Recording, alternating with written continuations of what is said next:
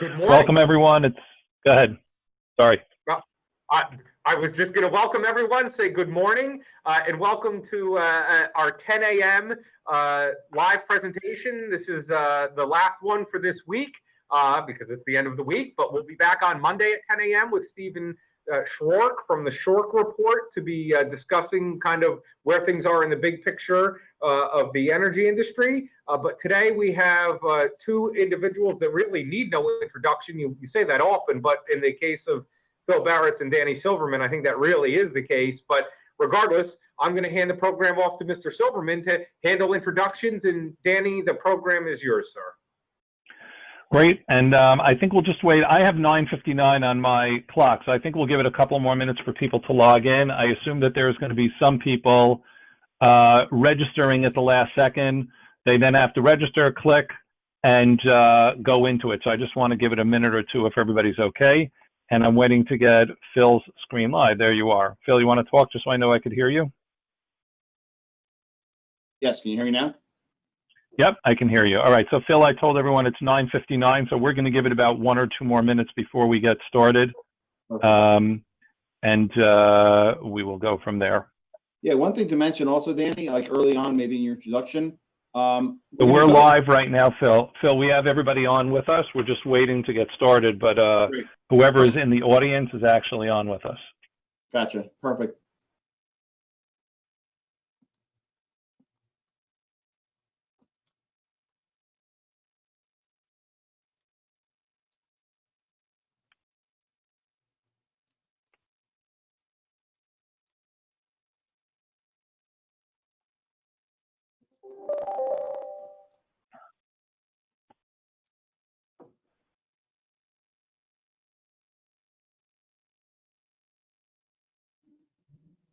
Okay, I'm looking at attendees and it's still growing. So again, thank you for the people who are on right now, but I still see that number going up. When I see it get steady at one point, we will get started. So let's give it a minute or so for people to join.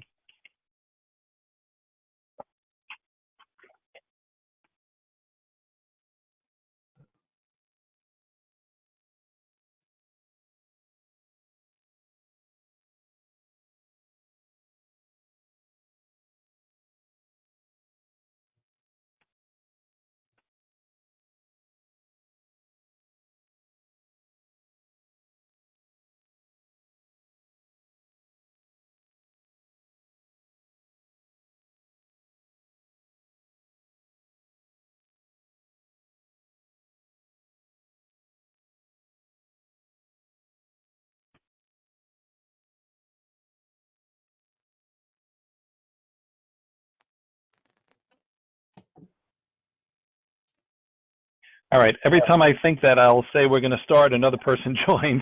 So it's good. I'm happy that more people are joining, but I think we should get started. We have a lot to cover. So I'm going to get started on it. Welcome everybody that's on to a Q&A session on delivery optimization for our new reality. As Eric said at the beginning, this is the last one of the week. There's a Hebrew saying, the last, the best. And I'm hoping you're all going to feel that way. There's really a lot of good information within this seminar. It's going to be divided into 2 different sections. To begin with, we're going to go through the concept of delivery optimization for our new reality in PowerPoint form, probably for the first 15 to 20 minutes or so. And after that, there'll be a Q&A session. The Q&A session is made up of, when people registered, a lot of them did ask questions as we requested based on what we wrote as the theme of the webinar. And we spent some time putting together some really good answers for them. So I will be addressing those questions and Phil will be answering them based on what you guys asked for this specific webinar. So with that said, let's get started. Today's agenda, we'll spend just a couple of minutes telling you about Angus Energy. Looking at the people that are on, a lot know, so we won't spend a lot of time on that. We will then go through, as I said in the PowerPoint, what is the new reality. Within that, we're going to show you one of the industry's largest delivery and dispatch studies that Angus has been working on for a couple of years right now. And when we finish going through that, that's going to give you a nice idea of why we put together this presentation. We will then ask some very pertinent questions that you guys gave to us that will help you understand more of what we said and answer your questions as you would like. So again, to start with, about Angus Energy, just a quick introduction for those who don't know. Angus was founded 30 years ago now, founded in 1991. We're in our 30th year by Phil Baratz, who is joining me today, as you can see. Angus has guided businesses in the ever-evolving realm of fuel prices. In 2008, the owners of Angus Energy sold an equity portion of the company to a large reinsurance company to bolster our balance sheet and to dramatically expand our offerings, which we did. In 2010, Angus Energy formed Angus Analytics, the industry leader in business intelligence and performance reporting. In addition, in 2011, Angus formed Angus Finance, providing services ranging from budget assistance and profitability analysis to locating working capital and support for your energy business. In our 30th year, Angus helps fuel distributors manage their financial and operational risks by acting as a valued partner with decades of experience. For our 30th anniversary, Angus has introduced our latest project, which is called ADEPT, Angus Delivery Efficiency Planning Tools, a proven set of algorithms shifting the timing of deliveries to match up against the time of the year and the consumption needs of individual homes. ADEPT slots deliveries to make significantly more efficient use of your fleet and staff. Those lines that I just said are going to be very important for this specific presentation, so please keep in mind what I just said. Okay, so what is the new reality? The world has changed before our eyes, literally and figuratively, and things will never be the same. As the summer progresses, and with it, the spate of partial, full, and reversed reopenings, quote unquote, it is abundantly clear that the ability to predict consumption for this coming winter will stress even the best and most experienced dispatch managers. While most companies operate with a fair amount of elbow room for delivery uncertainty, this coming winter might see delivery constraints of a new and unpredictable variety, thanks to increases in working from home and distance learning.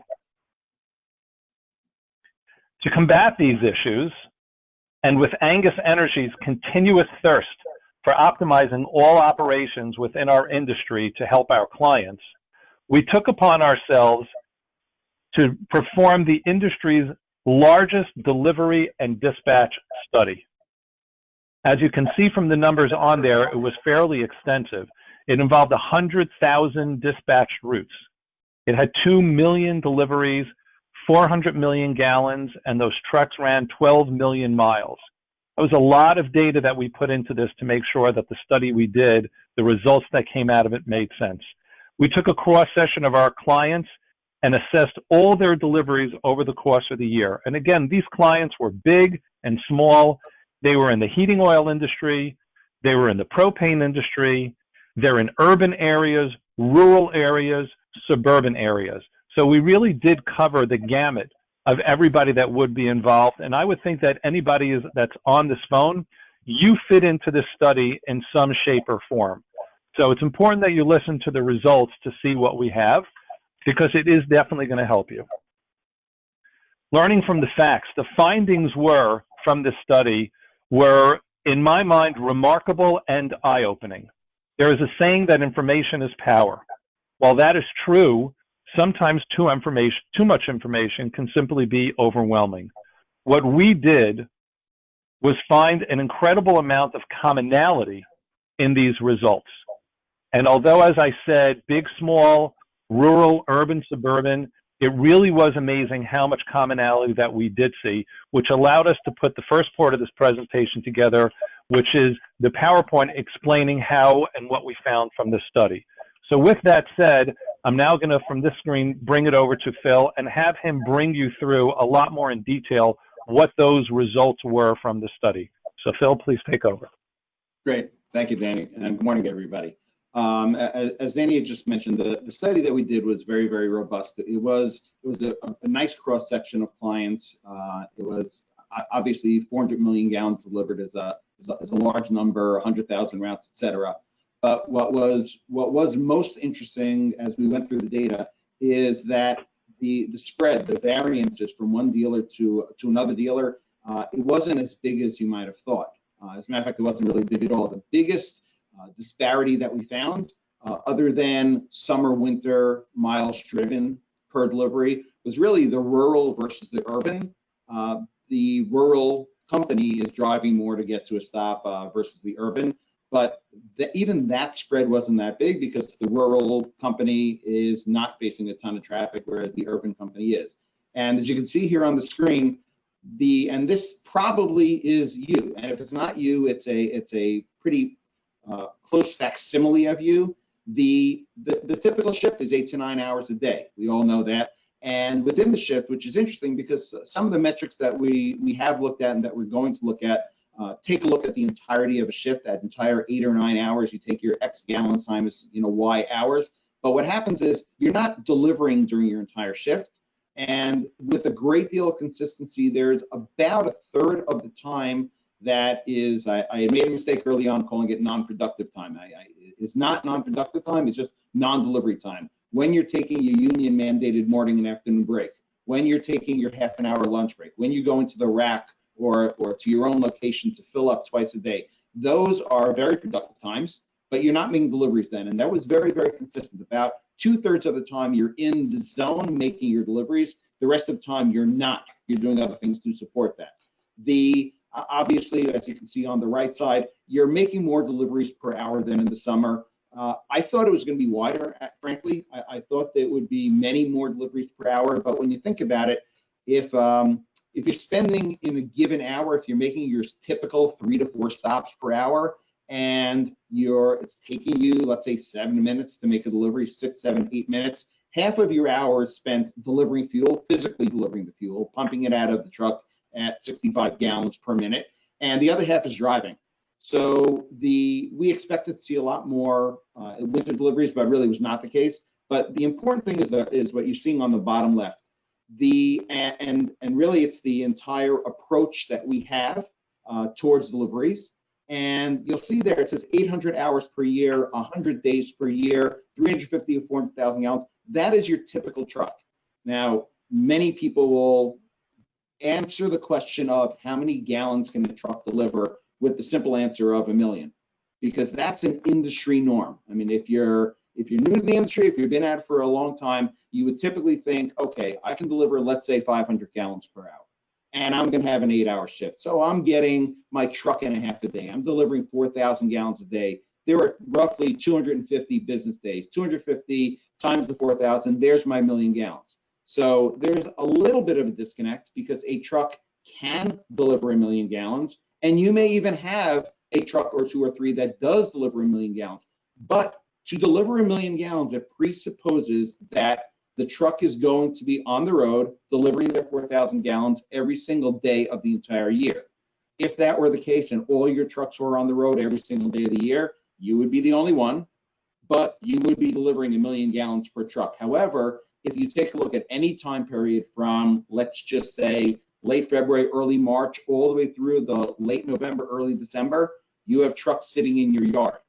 So when you look at the average, so this is what we're looking at here on the screen, the average truck is on the road about 800 hours per year. It's about 100 days per year. And if you go back and you take a look at your data, and we did this on 100,000 routes, the typical truck will deliver between 350 and 400,000 gallons. It's not inefficient. We're not saying that yet. We might say that, but at this point in time, we're not saying it's inefficient, but we should understand that of the actual capacity that is available to make deliveries over the 250 times 8, over the 2,000 hours a year, we're making deliveries for only about 40% of them. So that is really what started pushing us. And this is sort of just the first slice. This is the first peel back of the onion.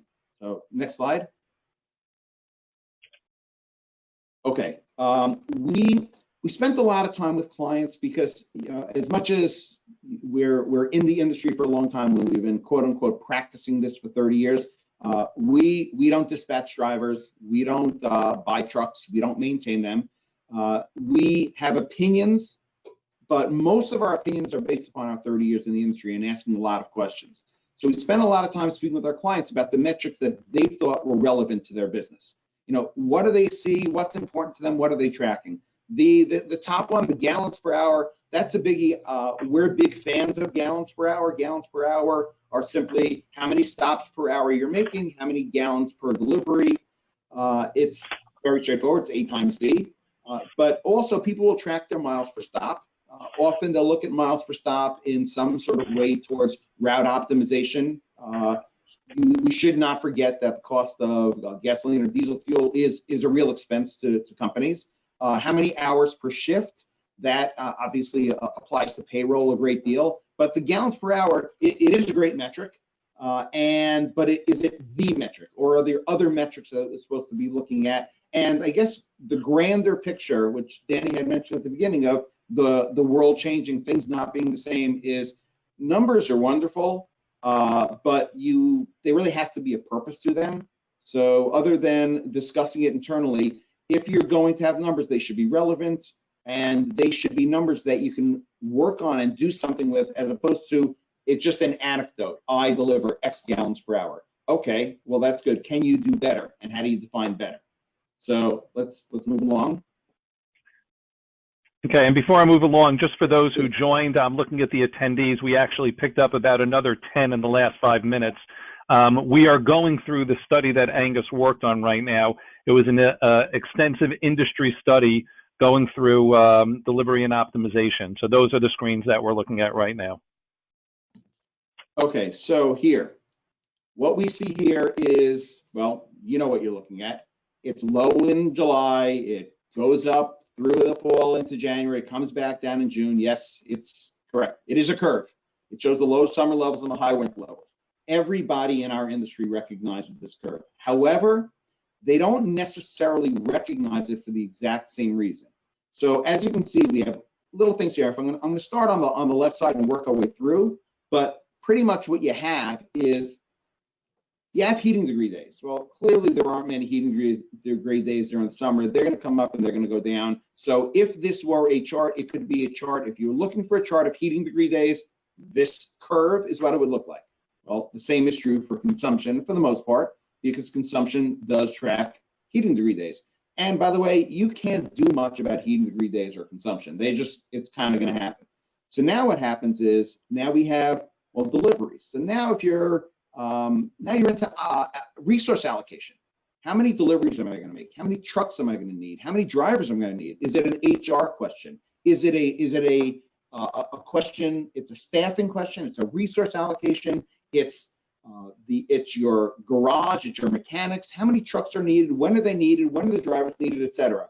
Now, keeping going. And by the way, this is not an up and down. These are just 8 independent things. If you're the service manager and you're planning for emergency service calls or no heat calls, well, this is your curve.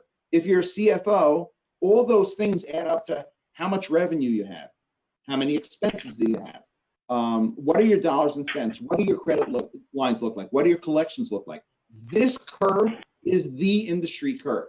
It is how how fuel is consumed. It's how we deliver fuel. It's how we bill for fuel. It's how we have dealings with our bank, etc. So even though this curve can mean a bunch of different things, it probably means some things more importantly than others. When I look at this, I look at the top of the curve and I say, wow, this is incredible. This is where all the money is made. The top of the curve, November through March, is where you make all your money for the year. The rest of the year, arguably on your fuel delivery side of your business, I'm not talking about service or installations or HVAC, this is where you make all your money. The rest of the year, you break even, most likely you lose money, but you're making enough here. So I see that, and that's very attractive. It's very exciting.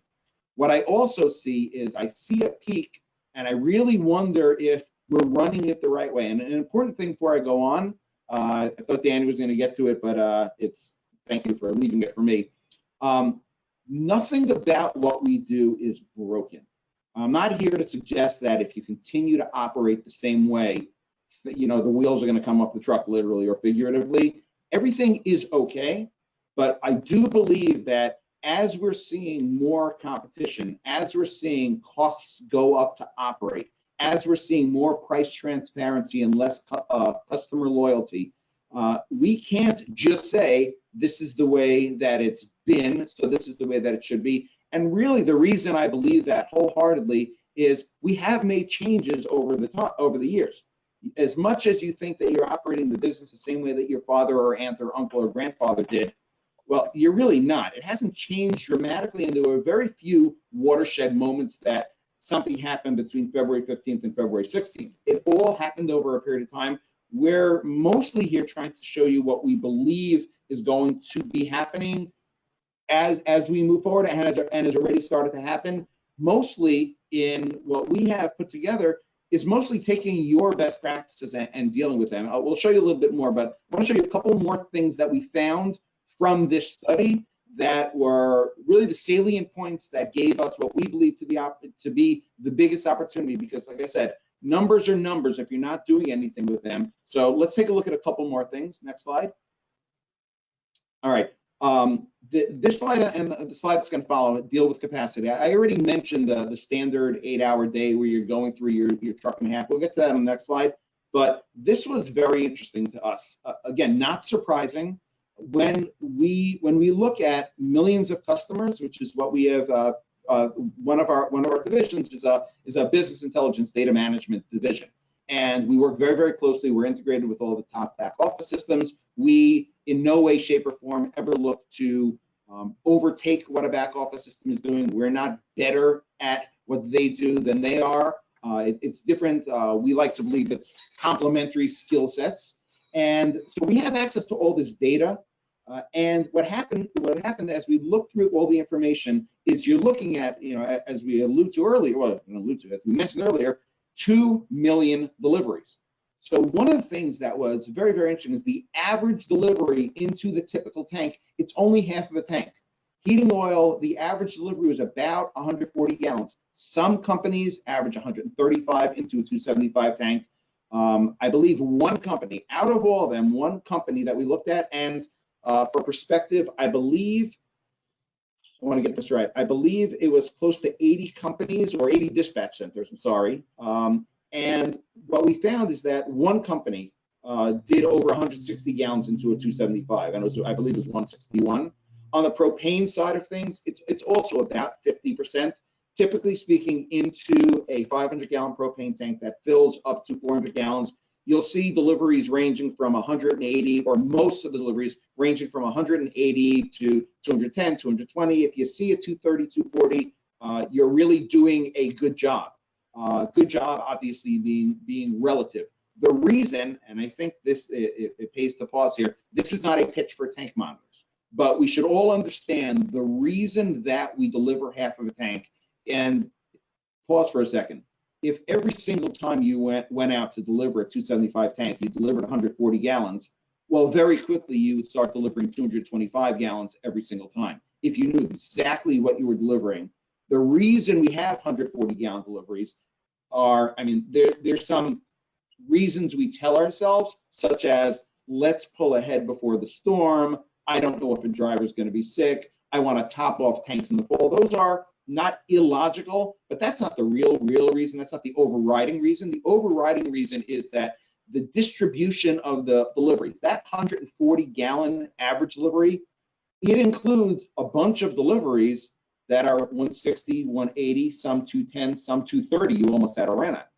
It includes a lot of deliveries that are 80 or 70 or 60 gallons. You really didn't know how much you were going to be able to put into the tank when you went out there. It's another one of those. I didn't want to confuse things, but the slide we had before with the curve, the distribution is not dramatically different. You'll average 140 to 145 gallons, but you also have, with the tails, you'll still have some outliers there. So this is a big thing. When we're going out and we're delivering a half of a tank when we make a delivery, the question is, well, how do we do more? And most importantly, can you do more without running out, et cetera? But we'll address that. So this is capacity issue number one, which is a main point. If you're gonna leave this presentation with anything, realize that you're delivering half a tank. And yes, with tank monitors, you can do a better job, but we think there are a few things that you can do better as well.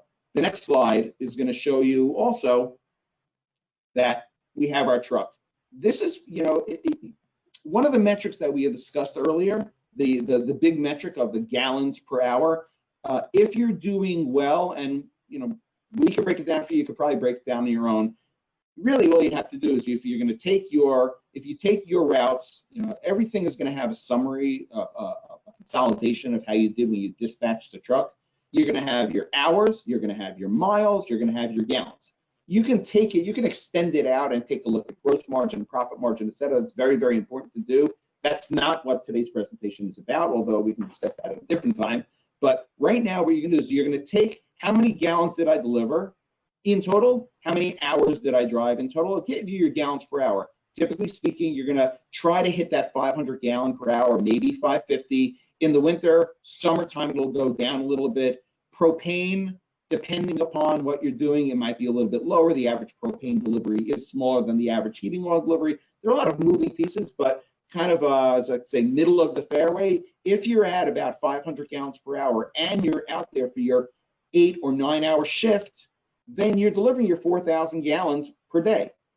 If you're having a good day or you're doing some commercial drops and you're getting some more stops in there, maybe you can push that up to 5,000 gallons. But either which way, a 3,000 gallon delivery truck, 3,000 gallon heating oil delivery truck is filling up, as you can see on the left-hand side. It's filling up and emptying out, and then it's filling up again. And what happens is, think about it. For you to, at 500 gallons an hour, for you to move out, for you to deliver 25, 27, 2,800, 2,900 gallons, almost empty that first truck, it's going to take you at 500 gallons an hour, somewhere between 5 and 6 hours of time.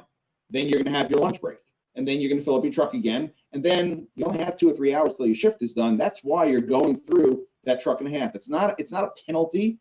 It's just the simple reality that short of 12-hour shifts, you're going to deliver a truck and a half. So picture if you could make a larger delivery on average, and you're not making any more stops. Again, we're not recommending that you speed. You're going to make your same, depending where you are. If you're rural, 18. If you're in the city, maybe as high as 28 or 30. Call it 20, 22 stops a day on average.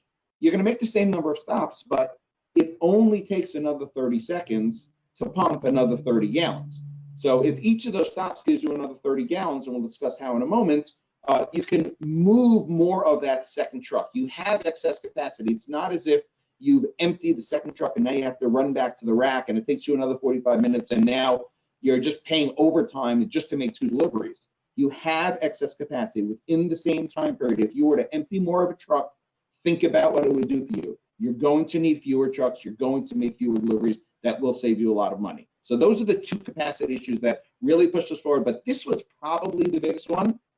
These 2, I can put more in a tank, but this one, the fact that we have 1,500 gallons, 2,000 gallons that aren't delivered on a daily basis, that are sitting there in the truck till the driver times out from his 8 or 9 hour shift. Here's a big opportunity. So let's look at the next thing. All right, K-factor distributions. Because we are primarily, we'll call it, I'm going to borrow from Bob Levins, an industry of averages. We do look at averages. I'm just giving you averages. I'll break them down individually in a moment, but I am giving you averages as well. The typical, the middle, again, that average customer, the 5 or 6K, yes, he or she is probably a 4K up in Maine and probably an 8 or a 9K down in Maryland. But if you take a look at the space heating account, that's a 5 or 6, we sort of build our business around them. And what happens is, as the Ks get lower, we don't panic over it because, well, sure, someone could be a 2 or a 3K. They won't have a 275 tank. They're going to have a 330 tank. They're going to have a 550 gallon tank. They're going to have a 1,000 gallon tank. So we tend to adjust our tank size, which kind of makes sense, but we really don't do it nearly often enough. Very often we will see K factors of 10, 12, 14, 16 with a 275 tank, the standard heating oil tank, but we're also seeing 2, 3, 4, and 5s. So when we looked at this, we did an additional breakdown looking at the deliveries.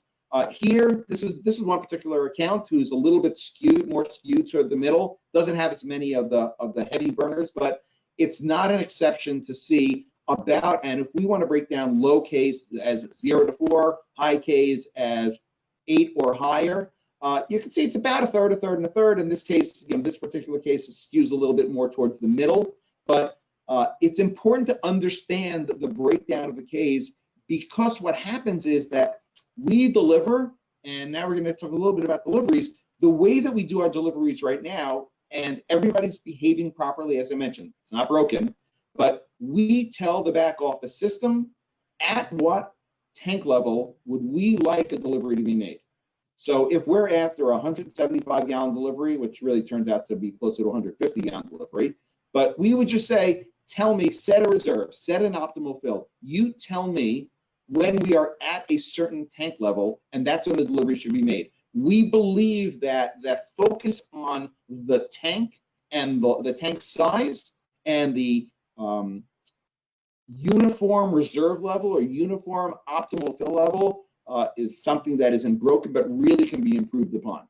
So here, just keep in mind, we don't have to do anything with it yet, but bear in mind that there's a distribution. You have heavy burners, you have slow burners, and a lot of them have the exact same tank size, and you're delivering them as if they burn at the exact same rate. So let's look at the next slide here. And also, as I've been alluding to, because I haven't showed you how you can make anything better yet, last thing for perspective on the bigger side of things, when you're looking at costs, if you're a delivery company, which you are, so it makes sense, but if you're spending 2 or 3 or 5 or 7 or 10% of all your operating costs on trucks and drivers and deliveries, so what? Then it's not a big deal. But frankly, other than some SG&A, if you're spending money on advertising, corporate expenses, accounting, office space, in the propane world, it's a little bit different because you're paying for the steel. But most of your business, most of your expenses are delivering fuels, because primarily that is what you do.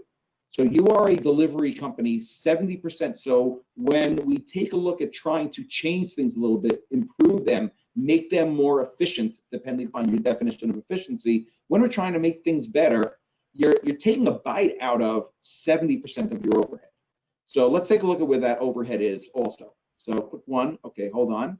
So now, we taking all that information that we had on these 100,000 dispatch trucks, we also spoke with, not all the companies, we spoke with many of the companies to try to get a handle on, okay, now I have these gallons. I don't know any costs yet.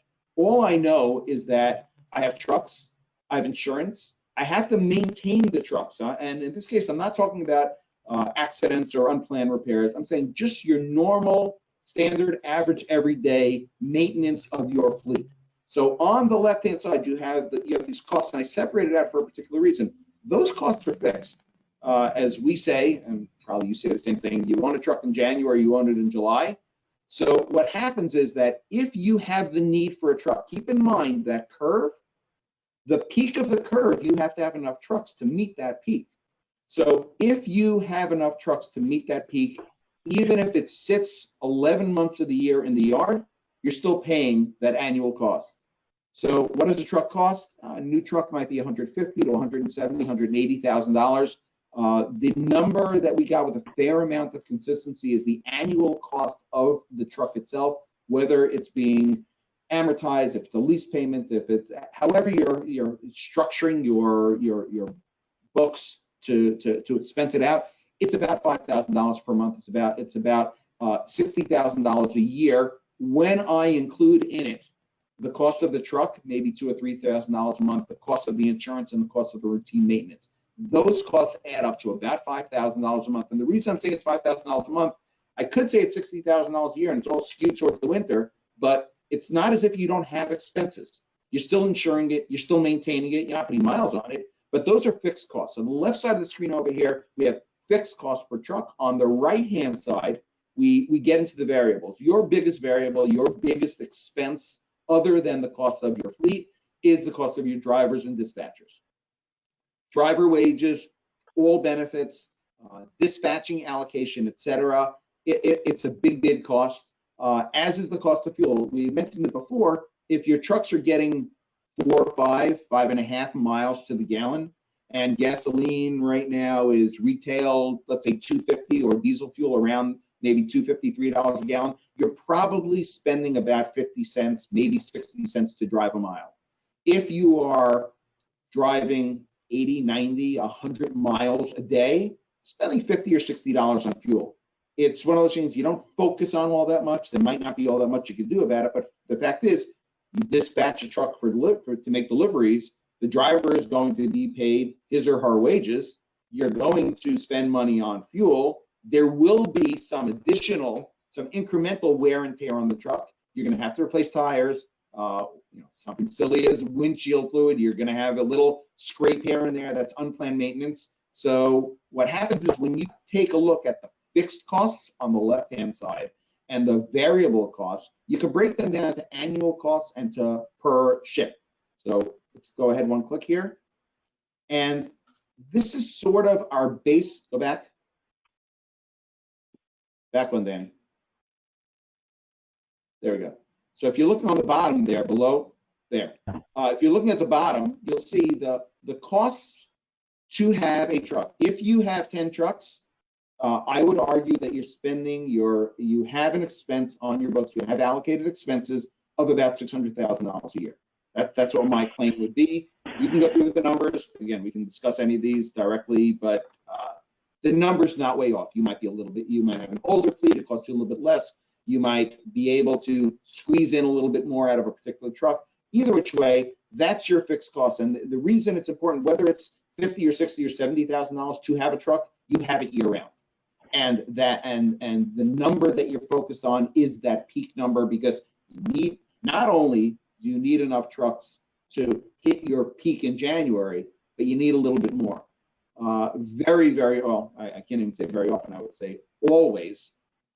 Unless it's a 1 or 2 truck operation, if your peak needs are 15 trucks, you will own 17 or 18 or 19 trucks. Something is always in the shop.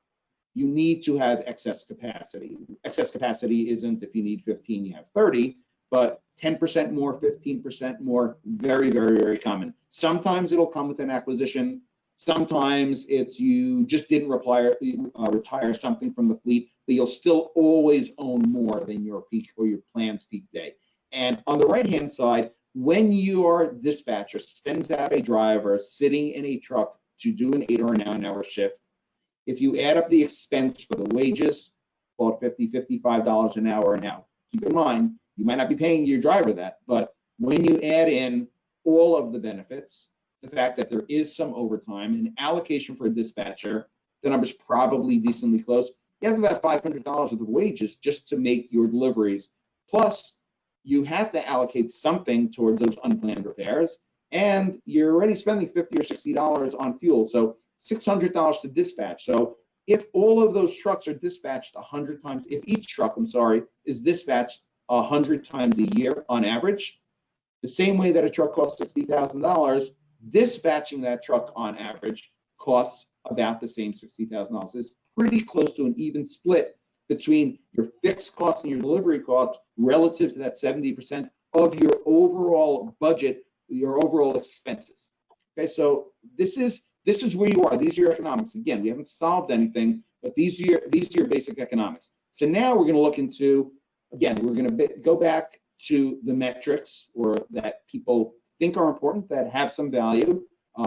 They're basic math, but let's go ahead a slide. So here, cost per delivery. I don't know of a company that doesn't think they know their cost per delivery. I'm not suggesting that I know the cost per delivery. It's not incredibly hard to calculate. The challenge we had early on with when we started asking people what their cost per delivery was, pretty much came down to this notion of what they included in there. Was it the truck? Was it the driver? Was it the dispatcher? Was it the benefits? So cost per delivery is great. However, how you get there might not take you where you need to go. If you think about the math, if you take all of your costs, what are your costs? All of the dollars that you spend delivering, the cost of the trucks and the cost and all of the costs are related to the variable aspects of it. If you add all this up, those are the dollars that you're spending. You're spending those regardless. Now, how do you get your cost per delivery? You just take that dollar amount and divide it into the number of deliveries. A divided by B, numerator, denominator. So cost per delivery is nice, but oddly, if you think about it, if you're making inefficient deliveries and your costs don't go up all that much, but you're just making some smaller stops, you're increasing the number of deliveries, oddly, your cost per delivery is going to go down. So is it really a great metric? We don't think so. We'd like to look at one more thing. Danny? So we think that the right metric, and companies have started using this. I don't know that we invented it. We've certainly embraced it. So the cost per gallon delivered. If you take all of those expenses, again, the dollars don't change. It's all those expenses that you spent. It's the $60,000 per truck times X number of trucks. It's the $600 for every time you send out a truck to make deliveries times the number of routes that you send out. If you add all those costs up and you divide it by the number of gallons delivered, we'll see it at around 35 cents a gallon. Propane costs are a little bit higher.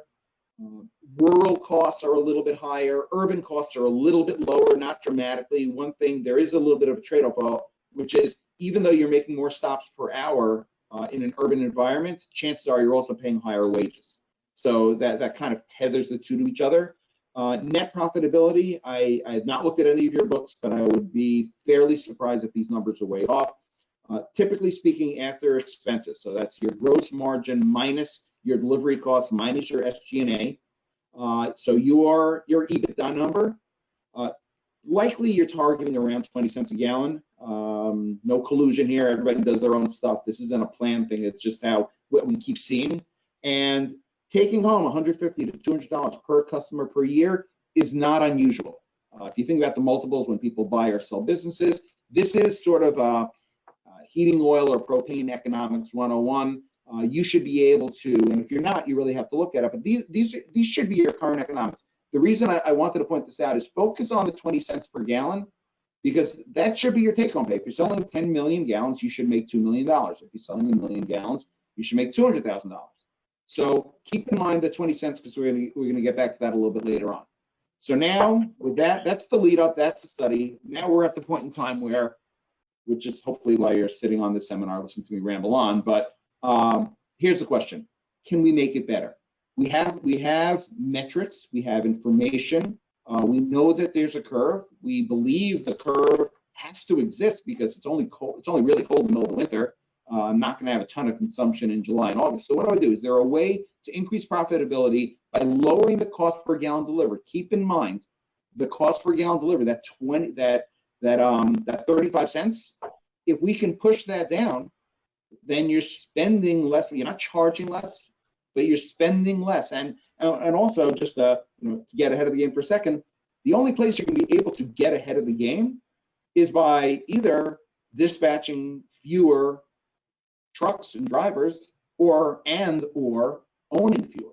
So let's go to the next slide here. Okay, here's a curve. This is the same curve. It's slightly different. This happens to be the delivery curve from one of our clients. So the shape it's not perfect. You have the little drop down, you have a little peak, but this is what happens in the real world. If it's really cold around Thanksgiving, well, did you deliver on Thursday, or did you give your drivers off Thursday and Friday and you have to make up for it on Monday? What happens President's weekend? In the winter, are you delivering 6 days a week, 5 days a week, 5.5 days a week? If it gets crazy. So this happens to be from a typical client of ours, a specific client of ours, I'm sorry. And if you notice, there are a lot of different colors there. I'm fixated on K factors and consumption and burn rates. So each of those different colors is a scale on the right, represents a different color, represents a different K factor. This is what your company almost definitely looks like. You have a funky week here and there, but pretty much it's that same shape. It's the exact same shape that we've been talking about. It's the deliveries, it's the receivable, it's the consumption, etc. This is what it looks like. We believe, if you go down, next slide, Danny, we believe it could look a lot more like this. As a matter of fact, it should look a lot more like this. Let me explain what you're looking at here. You are looking at two things. Number one, you're looking at a much lower peak. The reason, and you'll see it's lower, but it's wider. Okay, push down the head, push out the shoulders. Wider, it was still delivering. I'll start with this. We are still delivering every single gallon. If you need to deliver 5 million gallons, we're not going to say we have a great idea. You're going to get rid of some deliveries and get rid of some trucks, and you're only going to deliver 4 million gallons. You still have to deliver all the gallons. So the first thing I want you to notice is it's a much lower peak.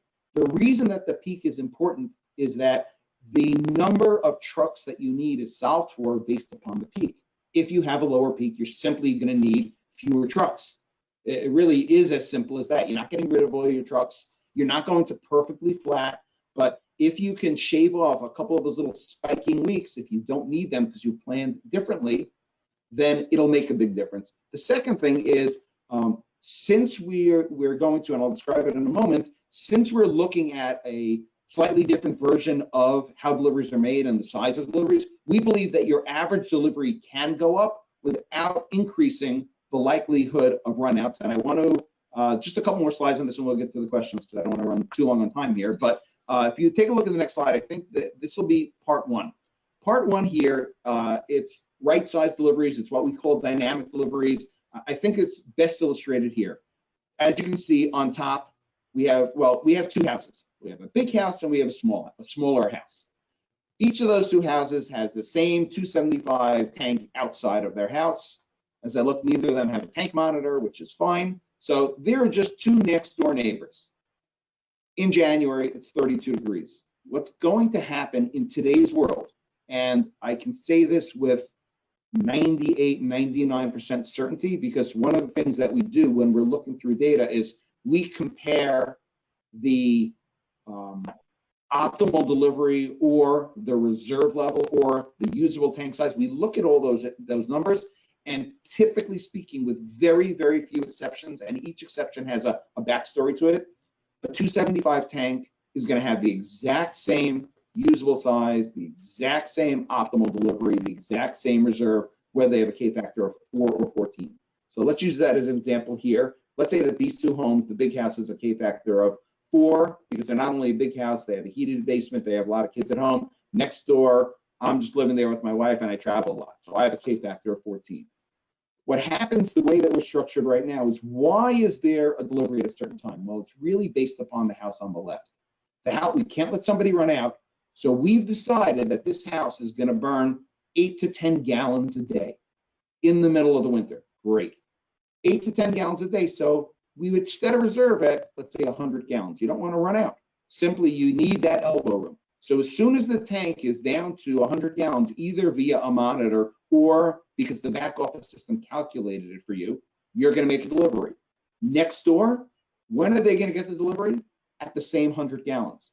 The difference is the house on the left has only 8 to 10 days worth of fuel left.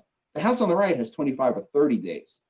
If you're on the same block and you're next door, can I argue in favor of making delivery? Absolutely. But let's make believe these houses are now 2 or 3 or 4 blocks apart.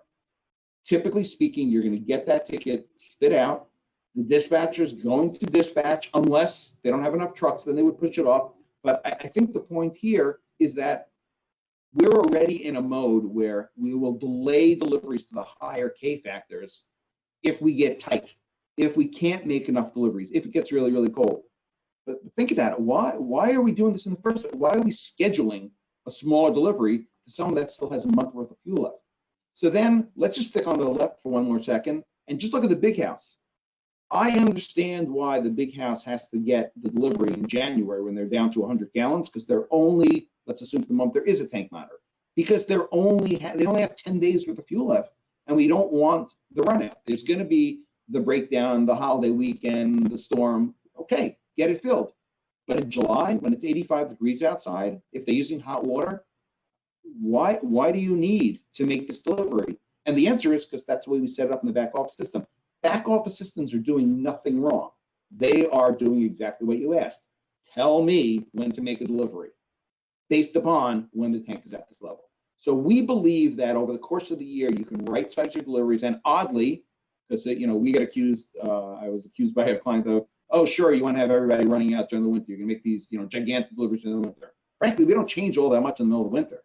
I need to have that 100-gallon reserve for that low K factor. But in the summer, why can't you make a big delivery? So the slide before that showed you that curve. Number one is we're going to make fewer deliveries because the average delivery size is going to be bigger. Next slide.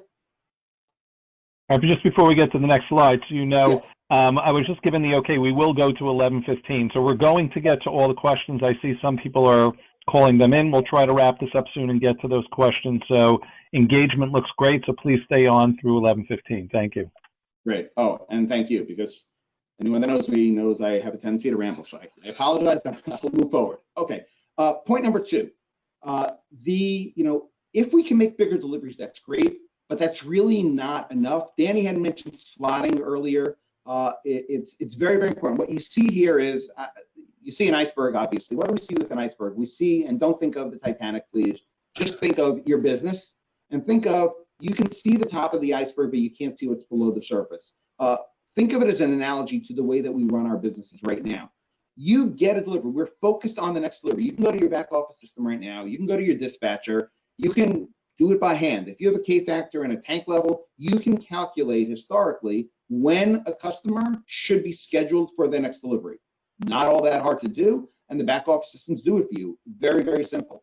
However, if I'm going to advocate for flattening that curve, to borrow from Dr. Fauci, if we're going to flatten that, or vice versa, if we're going to look to flatten that curve and to slot things differently, bear in mind, the goal is not always, and I'll repeat it, the goal is not always to make the biggest delivery. We want to make bigger deliveries. However, a truck costs $60,000 a year. If we can slot things a little bit, if we can use a sifter and shake things around a little bit and flatten things out just a little bit and get rid of some trucks. So we need the ability to see around the corner. When we schedule, with this whole adept process, our algorithm, our solution, we look out for an entire year. Obviously, it's based upon history. So we'll keep changing, just like K factors do, just like back office systems do, just like you do. If it's colder or warmer, or you add customers or lose customers, you'll behave a little bit differently. But we take the exact customer base that you have, we look at that next delivery and the one after, and the one after, and the one after. It's a domino effect. If we feel that you can pull a delivery earlier, perhaps from January into December with a high K factor, and you can maybe in the aggregate get rid of a truck, we also have to keep in mind that originally the January delivery had a second delivery scheduled for perhaps May. Now that we moved it to the first one to December, it's going to pull the second one, and it might pull the third one. So the slotting is very, very important. It's much more detail than we need to go through right now, but it's an important thing. If you look at the next slide, I have an example here of we looked out for the year. This account, I don't remember which client this is, but so someone out there, thank you. You have an account number 14061. They have 275 gallon tank with a 5.5 K factor. This we ran when we first do it, so it's last year's dates. But they're going to get a delivery in August, then in December, then in January, and then in March. And the next one, 14919, is going to be December, January, February, then not until May. The point being that with high K factors, with low K factors, we look out for the entire year, and the entire, now, I mean, picture thousands upon thousands of lines like this is just obviously just a snapshot, but by looking at the impact of every single delivery over the course of the year, we get to do the balancing act. And it's a balancing act between how many deliveries we're going to make. It's not a hard formula, but it's number of deliveries times X, number of trucks needed for the peak week times Y. Those are the total dollars that we spend. So let's look ahead one more time, go to the next slide, and then I think we're ready for questions. So again, to recap, your world right now is not broken. It works. It keeps people employed. It keeps you operating at 40% capacity. I don't know how much higher you could possibly get. We believe you can get higher. You're delivering a half of a tank every single time. You're ending the day typically with half of a truck. How can you do more is the question. That's the and we've been speaking about this for about a year and a half, so many of you have heard a version of this perhaps, but how can you take the left side, that slide, and make bigger average deliveries? Well, I know how. You can not have one size fits all every single day of the year, and you can try to do it by hand, but if you have 3,000 or 4,000 or 5,000 customers and you're making 20,000 to 30,000 deliveries, I kind of like letting computers do the work. They don't get tired and they don't make mistakes. And so if we can make a larger average delivery primarily out of the middle of the winter, we're very conservative with our planning for the winter. And if you can then slot it out like you've seen on the right and flatten that peak, you're getting rid of the combination of the two. So that's the premise behind the deck. We've discussed it before. We had some questions that came in. So, and there are good questions, and we want to see if we can address some of them as well. So I'm done with my part now. Great. Okay, so we'll get to the questions now, and just everybody keep in mind that a couple of things. Some of the questions that we have will actually be a review now, because these are questions that came in before we put this PowerPoint together. So you will see that a lot of the answers that Phil may go through is something that we have discussed already, but it'll be a nice way to close up and review it. The second thing is, as you'll see from this first question, my delivery is already good. It's not necessarily in a question format. The reason we did this is we did get a lot of questions in. Some of them were very similar, and in order to answer most of the questions, we kind of lopped them into what we felt was typically what the person was asking for.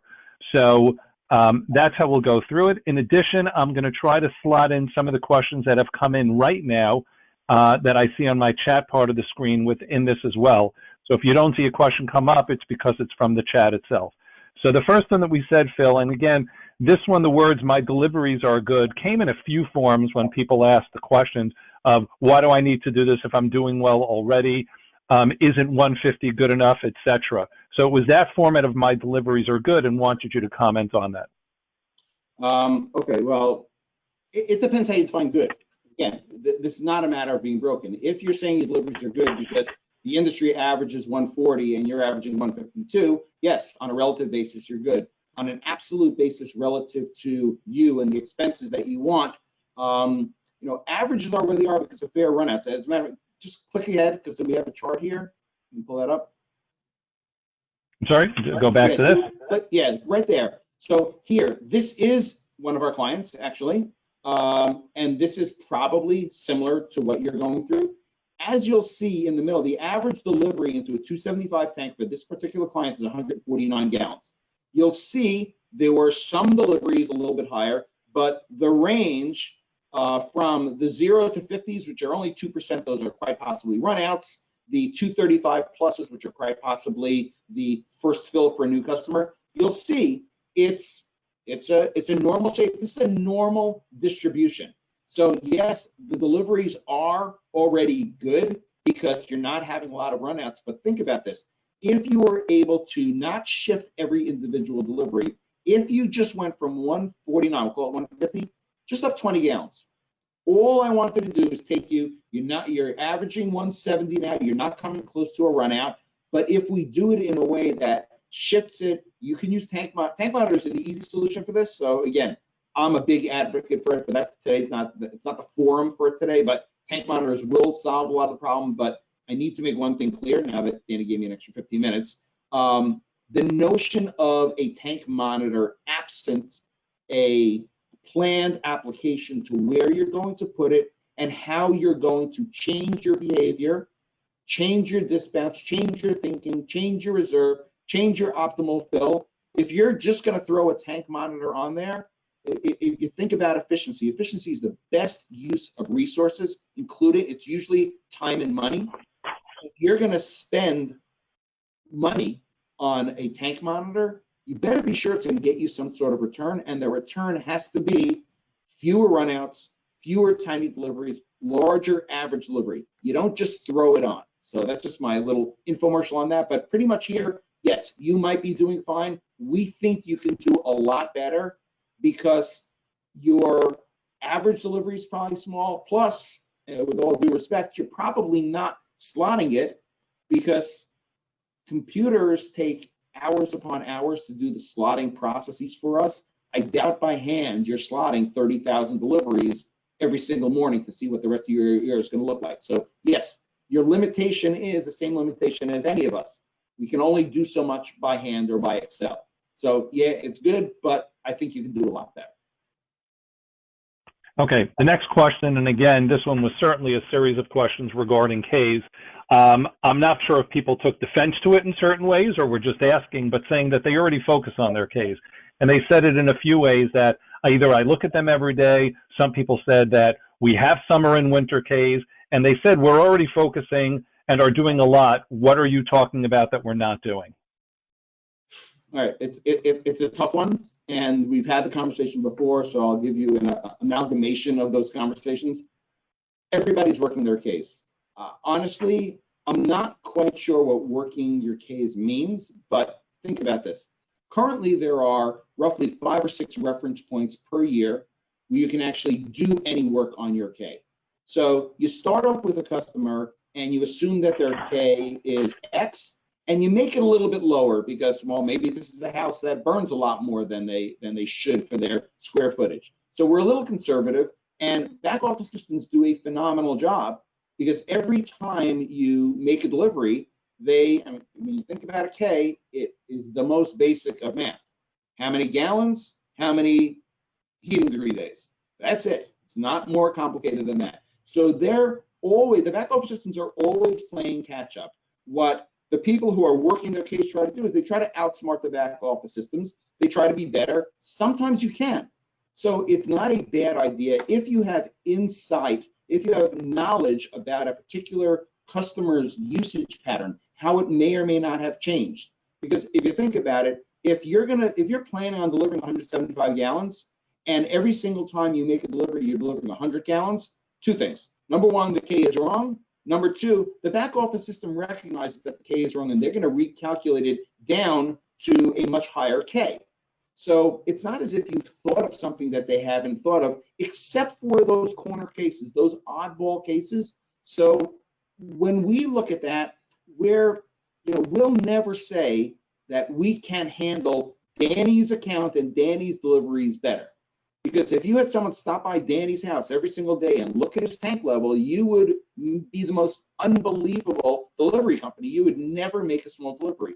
But how do you handle things en masse? So doing it manually might be fine. I would question how much better you're going to do than your back office systems calculations. But I think even if you found a way, do you want to do it manually versus having it done for you? So what we find with the Ks is, yes, people work on Ks.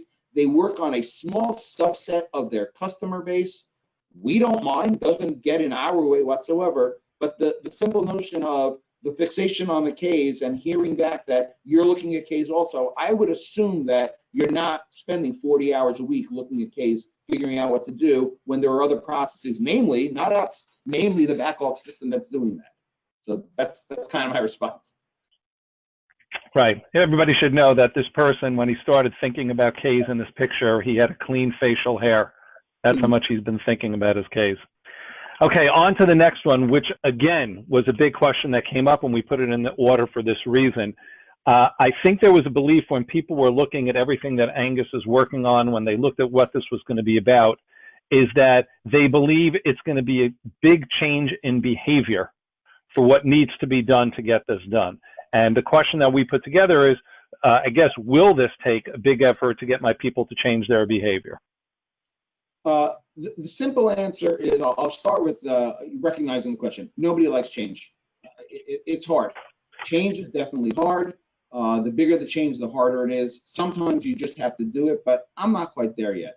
The notion of Adept, the way that we have structured it, we partner with the back office systems. We now have clients on, if I can name names, we have clients who've signed contracts with us for Adept on AWE, on Cargus, on Blue Cow, on ads. So we're covering the lion's share, a really wide swath of all the customers. But in essence, it all runs on an automated basis. So, on one hand, nobody likes change, but there's really, really very, very little change. What we found as far as the change, it's more of the challenge of the fear. So we think it's very important that we show the organizational and the individualized benefits of what Adept will do. It does make life easier for the dispatcher. It does make life easier really across the spectrum. So it's a smoother process. It operates in the background to an extreme. One of our clients said, so if my dispatcher didn't know, the dispatcher would know. And my answer is yes, but we really think the dispatcher should know and should buy in, because they might see some oddball deliveries or things that they might have done a little bit differently. Now you can take it to the end and say, well, whose company is it? Who gets to make the decision? We don't want to force anything down anybody's throat. Some people are, they're very experienced dispatchers, might have a good reason. We partner with the dispatchers. That's what we need to do. We're not looking for a naysayer to say, see, that one thing went wrong. I told you it was going to break. We all have to be in this together, but it would take a big effort for people to change behavior. However, the behavior barely changes. So it's a good question, but it's a fairly simple answer.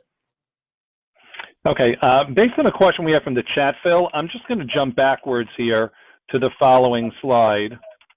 Sorry, right here, where somebody had asked, how did we measure the delivery versus non-delivery hours that you have up here, 8 to 9 hour shift versus 5 to 6 hours? I think you just wanted a quick answer on how did you do one versus the other, and was it hard to measure? It wasn't incredibly hard to measure because with each route that we took a look at, we had the clock in, clock out hours. So it's a combination of, I have the clock in, clock out hours, I have the number of stops, I have the number of miles driven, and I'm looking at the miles per. Also, which is really the answer to the question that they're probably looking for, we asked our clients because we don't know. Part of it is going to be on the timestamp side, which led us to ask the question, what time is the delivery made? Usually sometime late morning. There's a gap between there and the next delivery, and that gap is the lunch gap and going back to the rack to fill up. What we have gotten, again, your numbers will be different. They might be off by 15 minutes, but typically speaking, at the time of day, either early morning or late in the afternoon, plus the intra-day, it's about 45 minutes. So if you take a look at it this way, if it's 45 minutes to fill your truck, which includes going to the rack, filling it up and driving to your zone, if you're doing 2 of those, that's an hour and a half. If you have a half an hour lunch break, that's 2 hours. If you have 2 15-minute union mandated break, that's 2.5 hours. There's your 2.5 hours. So sometimes it rounds up to 3, but that's where it came from. The timestamp led us to ask the question, and the confirmation we got back was, well, yeah, they're going to spend 2-3 hours a day not delivering. Yes, we've shown this to this up here to a lot of our clients, and they all said spot on. So thank you for the question. And again, that came from the chat. While we're going on to our next set of questions, if anybody else has any other, I am looking at the chat right now and can get those answered. Okay, so the next one that we have here is, what will happen if I get rid of a truck and then it's a very cold winter? Okay, awesome question. Cold winters are mostly good. We know that we like cold winters. Extreme cold can always be an issue, but I'm going to stretch the point to prove the point. So remember the company that we spoke about a little while ago, that company that has 10 trucks. Well, they have 10 trucks, which probably means they need 8 or 9 on their peak day. And the 9th and 10th are just extra. So let's say they need 9. So if it gets really cold, you're going to fall behind. So now I'll give you the easy solution. Just have, instead of 9 or 10 trucks, have 20 trucks and 20 drivers. You won't make any money. Your overhead will be so high. Half of your drivers are not going to be busy at all, but you can do that. So we can avoid that. But extreme cold is always an issue. What happens is, so now forget the depth for a moment. Let's take a look at the real world right now. What happens when it gets extremely cold? So when it gets extremely cold, all of our trucks are on the road. Hopefully, mechanically, they're sound. And how do we compensate for the fact that we have to deliver more than 4,000 gallons per day? Or let's take it a little bit further. We have to deliver more than 20,000 gallons per week. How do we do that? Well, we do it the same way we do it right now. Our overtime kicks in, and our 8 or 9 hour shift becomes a 10 or an 11 hour shift, or 12 or 14, like we saw in the winter of 17, 18. You don't deliver 5 days a week, you deliver 5.5 or 6 or 7. So the same way that you respond now, using your existing stressed but existing capacity to make those deliveries, you do the same thing. As it turns out, we've back tested Adept. So now let's just go for an example. If you have 10 trucks and you really should have needed 14 or 15 for that crazy time period, But bottom line is you didn't have them. You made do with 10 trucks and the overtime and some runouts. You have that. If, let's say, we went from 10 trucks down to 8 or down to 7, so, but it's not 8 and I need 15 or 16, the 8 brings you to needing 10 or 11. So what happens is we back tested every single model from the last 10 years. So we went back to the winter of 2010-11 or 9-10, I don't remember which one. Cold winters, warm winters. Cold spikes, the consummate one was that 17-18 Christmas through the next 3 weeks. And what happens is you're going to work harder with the depth. You're not going to have enough trucks. But your truck shortage won't be that you're short 40% of your trucks. You're short probably 30% of your trucks on a smaller number. So instead of being short 5 trucks, you might be short 2 trucks. You're still going to work overtime. You're going to make extra money. It's not the way you want to run your business in a perfect world. But considering your alternative is to own twice as many trucks, this is far, far, far better. Great question. Okay, and due to time, I'm going to skip around a little, Phil, and the next question I'm going to go to is here because I hear this a lot from my clients as well. When we start talking about technology and optimization and efficiency, it's all good until the client can't afford the bill. And the question came in is, if my deliveries are bigger, my customers will have bigger bills, assuming that that's a problem. Okay. Well, I mean, if we need a poster child for pushing for budgets, this is it, because budgets make all the stuff go away, but that's nothing new. Everybody knows about budgets and the power of budget. So let's take a look at customers who are not on a budget and will not go on a budget. I think the couple of answers are, number one, if it's going to make you an extra 20 or 30 or 40%, and some people are not thrilled with the big bill, kind of so be it. But the practical answer for today's world is oil prices, because of all the things that's going on in the world, retail oil prices are about $1 per gallon, 80 cents, let's say now, per gallon, lower than they were. People don't necessarily look at the price per gallon. They don't necessarily look at how many gallons. They get a delivery, they get a bill. I just got a $400 bill. I just got a $600 bill. Not I got a $400 bill for X number of gallons. Sure, there's some of that when their neighbor told them they're paying 50 cents a gallon less. But if they're looking at the dollars out of pocket, you have to consider more so, I believe, than the extra 20 or 30 gallons. You have to consider the absolute impact of it. And I would say, so obviously you want to push for budgets. Obviously, you're going to have to put up with a little flack. If you're making a lot of extra money, you'll be okay with it. But more importantly, I don't believe that delivering an extra 20 gallons is going to make a large enough percentage. I don't think it's going to make that much of a difference. I know, Danny, you're the biggest fan of budgets. I'm with you. You can't always get people to buy into budgets. So what are the raw dollars? The raw dollars aren't all that much. Right, and I'll share a little of my thinking on this in 30 seconds, that I think there are ways to incentivize people to go on budgets, and the way that you do that is you're truthful with your customer. They want you to say to them that I believe the way we're delivering now, if we can do more efficient deliveries, we can actually spend less money doing deliveries. We want to share that with you. And there are ways to incentivize them and still make more money. Because if you are saving 30%, and some of that money can go back to them by saying, if you go on a budget and my deliveries are bigger, you will see better pricing as time goes on. They like to hear that from you. So honesty with your customers is, I think, a good way of getting them onto budgets. Okay, and then, oops, sorry, hold on. And then everybody's favorite question, and I think this is something that's been going on for in some of the people in our industry for hundreds of years. We prefer to keep things the same as they have always been. And I have heard this from a 30-year-old. I've heard it from an 80-year-old. I think it's throughout, and I just wanted you to comment on that comment. Look, either way, you're making a decision. You're making a decision to use logic and experience and technology to improve, or you're choosing not to.